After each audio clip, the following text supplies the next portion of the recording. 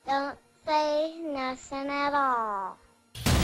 We're back to the Inland Sports Show. Here are your hosts, Pep Fernandez and Jeff Gorham.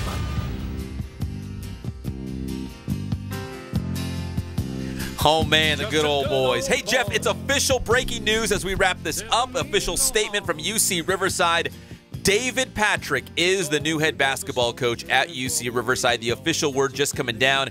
I'm guessing the entire campus at UCR was listening to the Inland Sports Show saying, this is what we've heard, no official word, and then bang, official word right now while we're on the air. Well, it just seems kind of funny. You have the scribe of Riverside, Jim Alexander, the only sports radio show in Riverside. We're all talking about it. Yeah, you got to get something out there, and apparently at 5:50, it's out there. Here's a quick quote from David Patrick, the new head basketball coach at UCR. Quote, I am extremely humbled, honored, and privileged to be named the head coach at UC Riverside. I cannot wait to get Riverside to start developing our student athletes on and off the court and for our program to be competing for Big West championships in short order. I've worked my entire life to lead young men and become a head coach. It's a surreal feeling to have this come to fruition, especially at an institution like UC Riverside. So David Patrick, the new head coach at UCR, says he'll take over officially on April 1st, and they'll have an introduction on campus at UCR when he's here. Big surprise. Yeah. Big surprise, but now it's solidified, and we have a new head coach at UC Riverside. We hope he does well, and we hope we get him on the Inland Sports Show since we are the voices of UC Riverside. We'll probably have him on the coaches show, but we should get him here. We're going to work real hard to get David Patrick on this show very, very soon. He is still coaching with Texas Christian. As long as they go through the playoffs, TCU in the NCAA tournament, they're going to take on the winner of Arizona State and Syracuse in the first round. So if they keep winning, he'll still be with TCU for as long as they keep playing. So, well, if we can, we try to get him on. We're not going to be on the next 2 days because of the games. NCAA tournament, here on Fox Sports. Hopefully we can get him on Monday. All right, we're going to do what we can. It's all brought to you by our good friends at Spoiled. Quick quality oil change. You'll be spoiled by great customer service and low prices. Bill Navigado living it up over there at Spoiled. I know he's in Hawaii right now with CBU baseball. That's even better. But it's pretty good at Spoiled, too, with the mints and the flowers. Thank you, Spoiled. We appreciate your support. Ken Sporting Goods, more than 40 years in the Inland Empire, bringing you all of your sporting gear needs. And Letterman's jackets. They do it all. I know you're, taking senior pictures and doing all that. Go to Ken's, get a nice new Letterman's jacket. They'll bling it out for you. Look real good in your pictures. Be the big man or big lady on campus. Thank you, Ken's Sporting Goods. Boost Performance Training in Corona with Coach Ray Bass. Ray Bass, ask for him by name. Golf, lacrosse, baseball, of course, football, track, whatever you are training in, Boost can hook it up, make you better, faster, stronger. They got strength and speed classes, and that first one's always free. They want to see if you like it, see the results. Go check it out, boosttrainingsystems.com. And, of course, Catalano Motors in Corona off of Temescal Canyon Road. You can buy, trade, and finance all in one spot at Catalano Motors. CatalanoCars.com is the website. It's Catalano Motors off of Temescal Canyon Road. No pressure. You've got high expectations. Let them meet those and go beyond those expectations when purchasing a car or new vehicle. Jeff, again, David Patrick, the new head basketball coach at UC Riverside. Do you have a first four score? I'm just curious. We have a final 64-46 Texas Southern over North Carolina. Booyah! And the next game is Arizona State Syracuse. We'll be watching that one because the winner will go on to meet Texas Christian University in the first round of the NCAA tournament. Again, college basketball, wall-to-wall on Fox Sports IE Thursday and Friday. We're back Monday, 3 o'clock. It's the one and only Inland Sports Show on Fox Sports IE, 1350 AM.